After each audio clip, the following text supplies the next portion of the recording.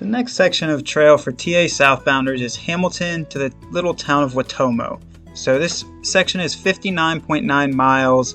I put the town of Waitomo and not the town of Tekuti for reasons I'll explain later on in the video as we get close to the end. So that was a quick shot of me packing up some eggs. When you leave the holiday park in Hamilton, you have to walk back into Hamilton proper, and it's a big city. They have a lot of services. I kept this long piece of film in here right here because this is the Trek and Travel, which is an outdoor store. And if you use the popular shoe brand Ultras that many hikers from the US and Canada use, this is one of the only places in all of New Zealand that carries them. It's not really a popular shoe over there. So get your stuff at Trek and Travel if you so desire, and then continue on. It brings you through the kind of sprawl of Hamilton, through some popular areas, and then it connects you into this bike path that you continue on for a while. After the bike path, you'll connect into kind of suburbia walking through little pockets of communities, and then it'll connect you into another bike path. Have you been realizing the theme with some of these past videos? Anyway, this other bike path, very beautiful, broad sweeping views throughout the landscape. And there's a nice little sign, as you see here, that lets you know how far you've come and how far you have to go. So as you get close to the end of this bike path, it will bring you through something called the Tatua Arbitrarium. Pardon my pronunciation on both of those words. Really beautiful forested section. It's the first forested section you've gone through in a little bit, since the day prior in Hamilton. And it's just nice, easy trail and just very peaceful through there. They have some benches, you can sit down, take some lunch. As you see in this scene, Magpie's drying out her headlamp. I kept this scene long as well because I wanted to show you New Zealand always has some type of wet. Again, we did it in a wet year, but you got condensation, you got rain, you got a lot of coastal climate, so be prepared, get some good dry bags. After the Arbitrarium, you connect into another road walk that will ultimately put you into this farm pasture connection pieces. This piece is a little chunky. It will slow your pace down a little bit, even though it's not necessarily a whole lot of elevation. The ground itself is very soft with cattle tramping it down. And when you go through some of these pockets, you'll have to kind of do these big U's to get around these deeper pockets of mud. At least what you hope is mud. As you can see there with Magpie's pant legs, she did not go around the pockets. I also kept this piece of film in here of that water because, like I said in prior videos, pack out water from town to town because a lot of the time that is some of the water sources you pass. So be prepared for that. I filmed this. Right at this junction is a place called the Backyard Pub. And the Backyard Pub, if your miles link up, is a great spot that they let hikers camp for free, and it has food and a convenience store very close by. So if your miles link up, it's right outside of the city of Hamilton, somewhere in the ballpark of 10 miles. But if you continue on, you can get more of the road walk out of the way. And we had more road this year again because of flooding closures and alternates in place. So in a given year, you might be able to have a little extra track in that portion. But if not, you're walking mostly road. But this road gradually transitions from pavement to gravel and then ultimately just to farm track. And it is gorgeous. We both got up to the top up here and just sat down and took in the view because this was really what we were thinking of New Zealand. Just these broad sweeping views, a lot of rock, a lot of grasslands, a lot of wide open sky, and it was just absolutely gorgeous up there. It is a long climb, so again, pack out more water than you may think necessary, but really beautiful. So once you get to the top, it kind of levels out a little bit. You have a little bit of connecting track into this. This is kind of a little bit of cross country. There's not a lot of beaten down path through here, so be prepared for that. It's a small pocket though, and quickly you will get back to single track and then ultimately road. And once you get through the road, it will bring you into this campground called, pardon my pronunciation on this one, the Kaniwhaniwha Stream Camp. Very big campsite. It's very popular with locals, tourists. It is a very flat open area, as you see here. Can probably fit 50 plus tents. The water source here is the stream down in those woods over there. So it doesn't have quote unquote potable water, but if you have a filter, you should be okay.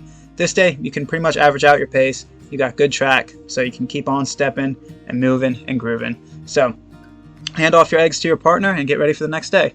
So this day is really a big flavor of North Island, New Zealand. You have your first, I think, 2,000 plus foot climb, and it's to the top of Pirangia Summit. As you saw, that time split on that board was 8 kilometers, which is about 4 or 5 miles in 4 hours. So that's about a mile per hour pace. You can go quicker. The first 2/3 of this climb is actually pretty straightforward.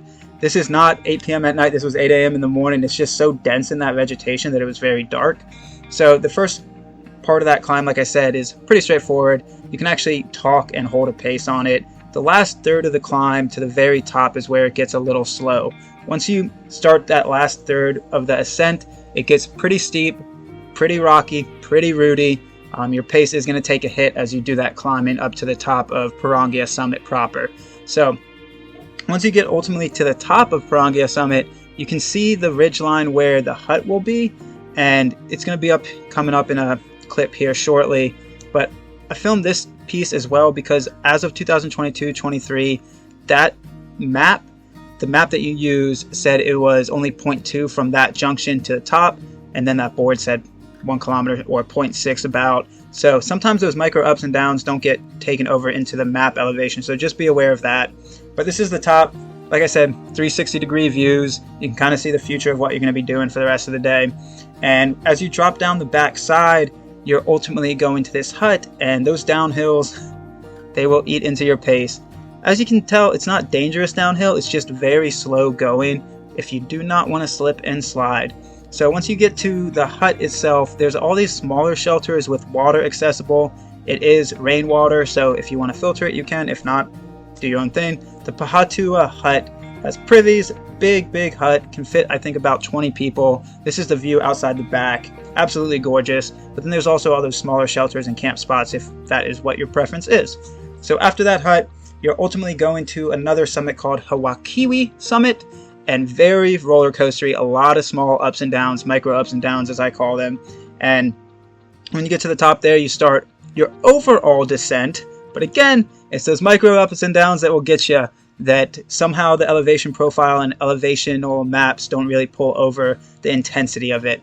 And there's very deep pockets of mud through here, so your pace will take a beating through here. But it's okay, because eventually you will get to road, as is the flavor of much of the North Island in New Zealand.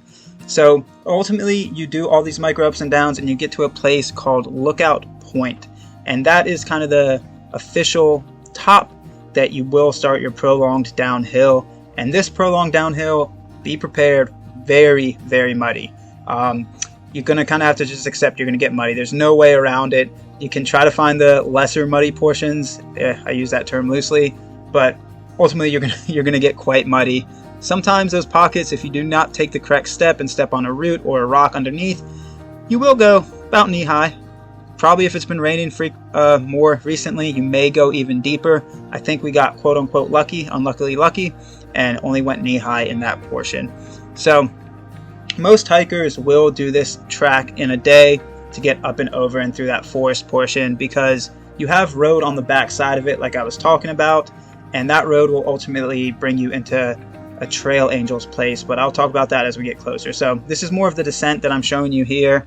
It's just very slow going, as I've said, mile per hour, 2 mile per hour pace. That's a good ballpark. Once you finish the final track, there is a creek right at the bottom that you can wash off. You will be muddy. Almost every hiker uses that creek to wash off, so if you want that water, I would filter upstream. So this is the road that it connects you into, and you start on 2-track gravel road, broad views, and then you connect into this road. And this road has 2 trail angels. I don't want to put their names out there because they don't advertise on the maps. They kind of want it as a pseudo surprise, and I know I'm doing this video, but I'm not going to say their names. You can look into it if you so desire. So they're very 2 popular places though on the TA. If you decide to go past that place, you have more gravel road with beautiful views of sheep, beautiful views of mountains, and the pseudo single 2-track that I've talked about in prior videos, that sometimes it's wide, sometimes it's narrow. It's these undulating climbs that go up and down, and you can hold a pace on this as well. So this portion, it drops you into a forest before you have this one last steep but short climb onto more grassland. I would recommend finding a spot to camp in this forest if your miles link up this way. We were shooting for an airstrip to camp at, but we ended up camping up top at that climb there. And very beautiful, but it's very exposed, and the wind is just getting funneled straight onto the top of that hill. So if you so desire, I would recommend camping in that forest below. There are some flat, kind of dry patches down in there. So the next day, you're getting close to the town of Waitomo, and you have a few options. Waitomo is a smaller town itself than Takudi, but it does have a holiday park, as you see there, where we're going to stay at. So the trail itself this day is a mixture. It starts off with this 2-track, single-track mixture where you can hold a good pace. You can get turned around pretty easily. It jumps over these stiles quite a lot.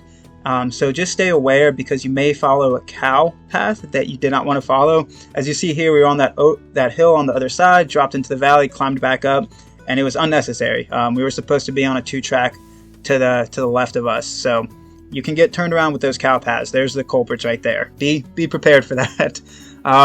Once you finish that up, you get into the scenic reserve area, and it's really, really condensed roller coasters of steep ups and steep downs, and your pace will take a hit in here. Your pace will again drop into that 2.5 mile per hour range, maybe 3.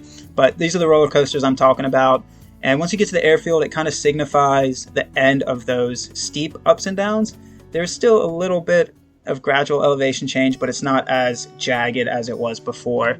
And these TA markers, as I pointed out, these orange signs, they're spaced throughout, so you're on track. You really don't have to check your maps a whole lot this day, just every so often, just to be confident you're going the right way.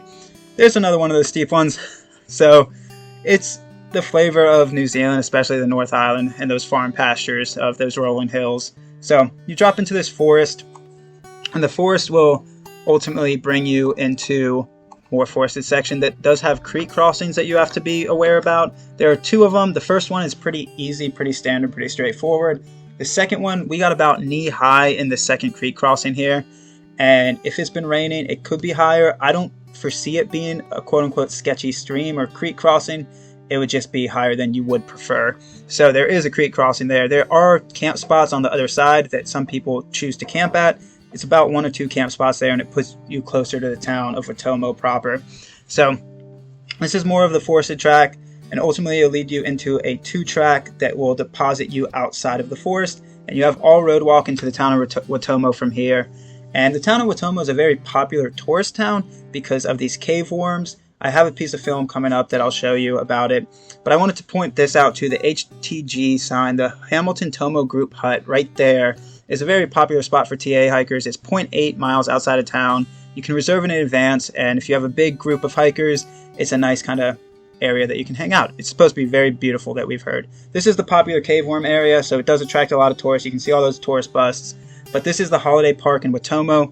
We decided to stop here. It is a smaller town than Takudi, 8 miles on, but those 8 miles to get to Takudi are very steep and jagged, so it may cut into your pace. And also it put us in a better position for the logistics for the few days ahead. They do have some food options, not really a grocery store, but they can eat out and grab some grub and get fueled for the next section ahead. Let's go get it.